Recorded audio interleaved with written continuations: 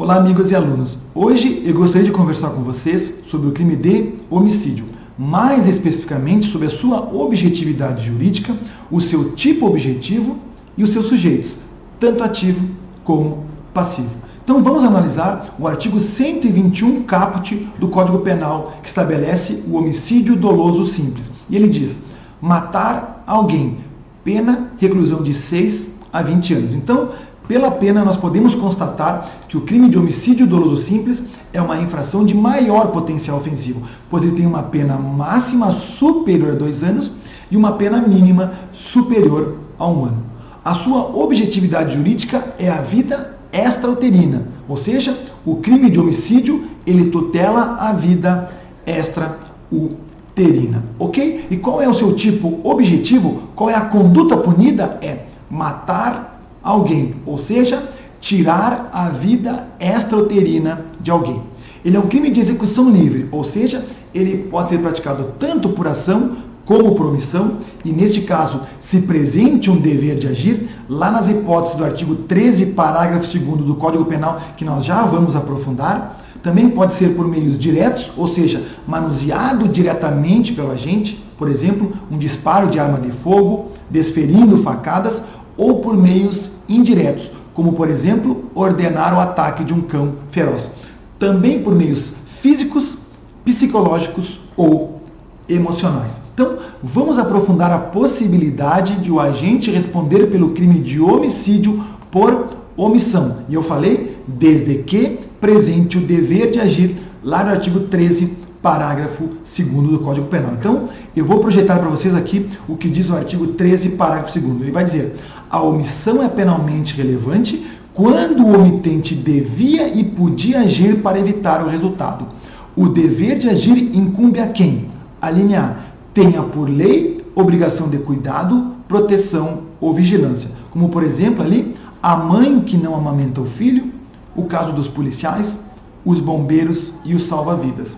Também tem dever de agir a linha B, quem de outra forma assumiu a responsabilidade de impedir o resultado, como, por exemplo, o guia de uma excursão, a enfermeira, a babá. E também tem o dever de agir, por fim, a linha C, quem com o seu comportamento anterior criou o risco da ocorrência do resultado, como, por exemplo, a pessoa que empurra a outra que não sabe nadar na piscina. Então, nessas hipóteses, o agente pode responder pelo crime de homicídio na forma homicídio. Então, vamos analisar assim: se a omissão do agente é dolosa, ele vai responder pelo crime de homicídio doloso. Se a sua omissão for culposa, ele vai responder pelo crime de homicídio culposo, ok? E quanto ao sujeito ativo? Quanto ao sujeito ativo, o crime de homicídio é um crime comum, ou seja, ele pode ser praticado por qualquer pessoa. Agora, cuidado com o caso do homicídio praticado pelos irmãos chifópagos, também conhecido como siameses ou indivíduos duplos, que são aquelas pessoas que nascem unidas pelo tronco. E se a cirurgia de separação for impossível, nós temos duas possibilidades.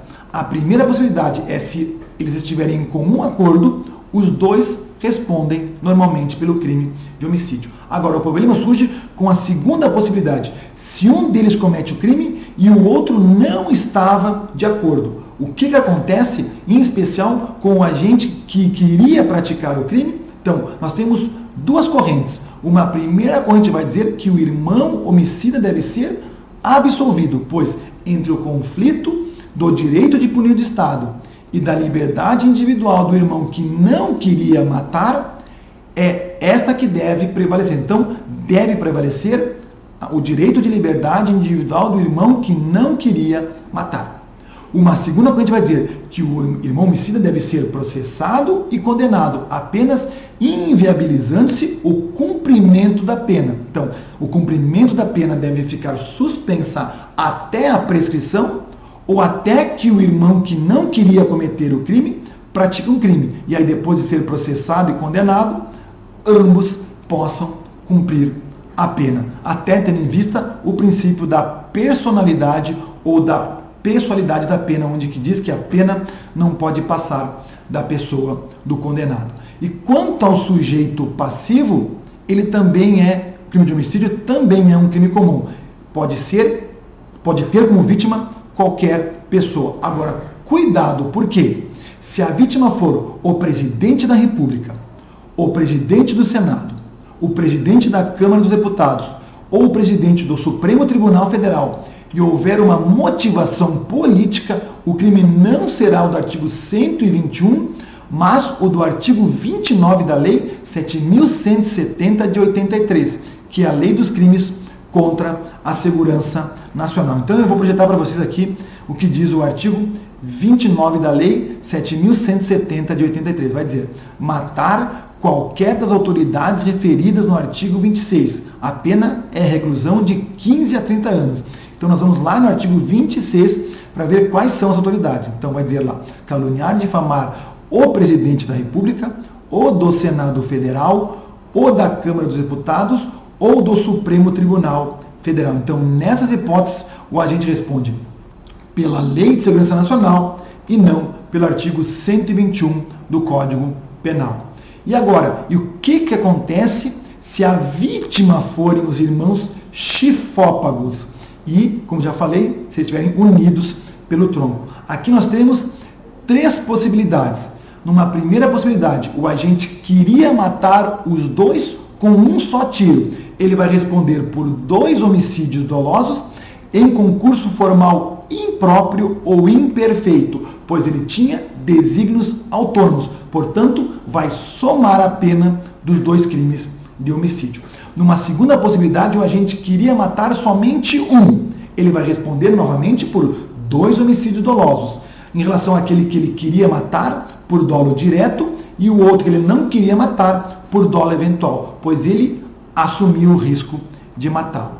E numa terceira possibilidade, o agente queria matar os 2, mas somente um morre e o outro sobrevive. Ele vai responder novamente por 2 homicídios dolosos, um consumado e um tentado. E por fim, só não esqueçam, pessoal, é uma observação muito importante do artigo 59 da Lei 6.001 de 73, que é o Estatuto do Índio, que vai dizer que, no caso do crime contra a pessoa em que o ofendido seja índio não integrado, a pena será agravada, aumentada em 1/3. Então, olha o que estabelece o artigo 59 do Estatuto do Índio. Ele vai dizer: no caso do crime contra a pessoa, que é o que importa para nós também nos casos do crime contra o patrimônio ou contra os costumes, hoje contra a dignidade sexual, em que o ofendido seja índio não integrado ou comunidade indígena, a pena será agravada, ou seja, aumentada de 1/3.